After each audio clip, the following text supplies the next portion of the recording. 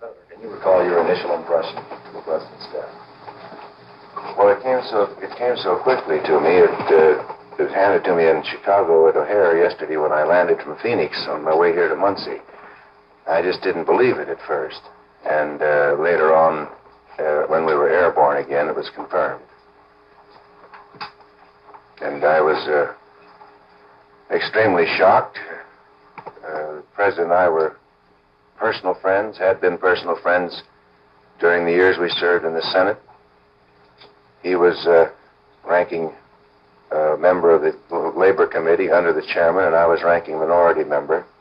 And we worked very closely.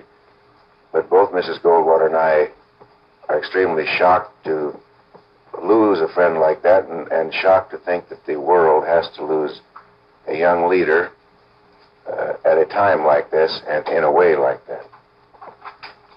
Sir, do you feel that Mr. Kennedy's death will affect the standing of America at all the world over? No, I don't think so. I have confidence in Lyndon Johnson, and I think now is a time that'll test Americans of all faiths in both parties. We must give this man our full cooperation and our prayers and work with him. And let's see the kind of president that he will be. He certainly has the training, he has the instincts, he has the ability. I think we must now as a nation unite behind him and help him all we can and go the usual course of helping a president, of being critical when it's needed and helpful when that's needed. Sir, have you contacted any of the Kennedy family as of yet? Well, not by telephone. That would be impossible. I've wired them, and that's as far as I can go at the moment. Senator, what is your purpose for being in Muncie, Indiana?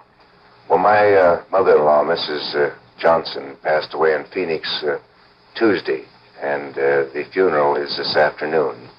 So as soon as the funeral is over, I intend to fly back to Washington. Sir, will you be in Washington for the president's funeral tomorrow? I'm not quite sure of the schedule yet. I just talked to the office, and they're getting it lined up. If the funeral is tomorrow, I'll certainly be there. If it's the next day, I'll be there. I think it's Monday. I think tomorrow the body lies in state in the Capitol. You will be in Washington tomorrow? Oh, yes, yes. Does the untimely death of Mr. Kennedy, sir, present any complications for you in the future at all? No complications other than the complications of the loss of a president, complications that all the people will suffer, and the complications that the loss of a friend causes. But as far as plans or anything, it doesn't alter anything. Does it affect any political potentialities for you? No, not that I can see. Sir, on this day after, is there any one particular thing about the man, Jack Kennedy, that will stand in your mind that you remember about him? Well, he was a very decent fellow. He was a gentleman. He's a kind of an antagonist that I've always enjoyed.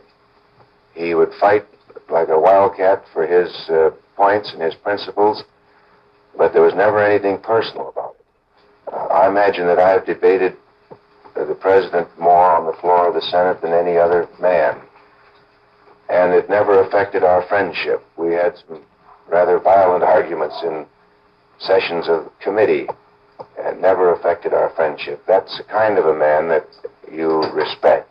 It's the kind of a man you like to work with in politics.